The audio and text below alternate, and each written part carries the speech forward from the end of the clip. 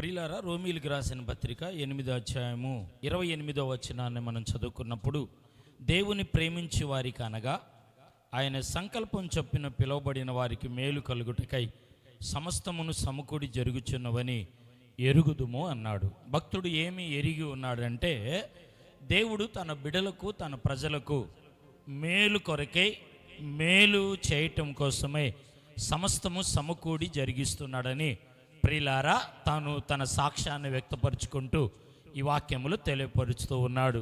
చాలామంది జీవితాల్లో కష్టాలు, శ్రమలు, బాధలు మరి వారి జీవితాల్లో ఎదురైనప్పుడు మేలులు కలగలేదు అనుకుంటారు. దేవుడు శ్రమ కలిగించిన, బాధ కలిగించిన, కష్టం కలిగించిన, కన్నీరు కలిగించిన, చివరికి ముడివి అది ఏమవుతుందంటే అది మేలే కలుగుతుంది. దేవుని వాక్యములో ఓ ప్రాంతములో ఒక మహారాజు గారు ఉన్నాడు. ఆ రాజుగారికి ఒక మంత్రి గారు ఉన్నారు. ప్రియులారా, వేటకి మంత్రి గారిని కూడా తీసుకొని వెళ్ళారు. మంత్రి గారికి ఊత పదం ఏంటంటే, ఏది జరిగినా రాజా మన మేలుకే అంటూ ఉంటాడు. ఇప్పుడు అరణ్యానికి వచ్చారు వీళ్ళు వేటకి.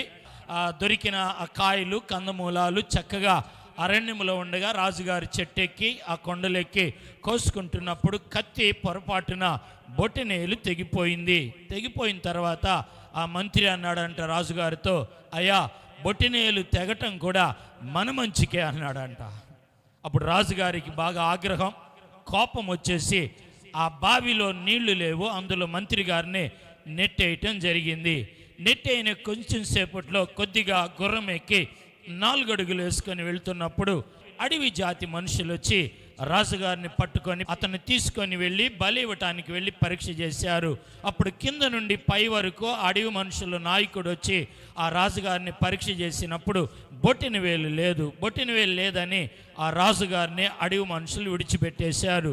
విడిచిపెట్టగానే ఆ బావి దగ్గరికి వచ్చి మరలా ఆ మంత్రిని పైకి తీశాడు. మంత్రి, బొటనవేలు తెగినప్పుడు మన మంచికే అన్నావు, అయితే నేను తీసుకోలేదు. ఈరోజు బొటనవేలు తెగింది కాబట్టి ఇలాగ నన్ను విడిచిపెట్టారు.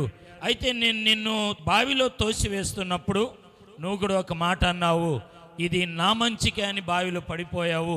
నీకు మంచి ఏం జరిగింది, మేలేమి జరిగింది, ఆశీర్వాదం ఏంటి అని అడిగినప్పుడు ఆ మంత్రి అన్నాడంట కదా, ఏమన్నాడంటే, నన్ను బావిలో కనుక మీరు తోసివేయకపోతే నీకు బొటనవేలు లేదని విడిచిపెట్టి నన్ను వారు బలి ఇచ్చేవారు. రాజా, మనకి ఏది జరిగినా మేలే అన్నాడు. మిత్రమా, ప్రియులారా, దేవుని బిడ్డలకు దేవుడు ఏ కీడు, నష్టము, ఎలాంటి బలహీనత, అపజయాలు కలిగించినా చివరికి అది మేలుకరంగా, దీవెనకరంగా చేసేవాడై ఉన్నాడు.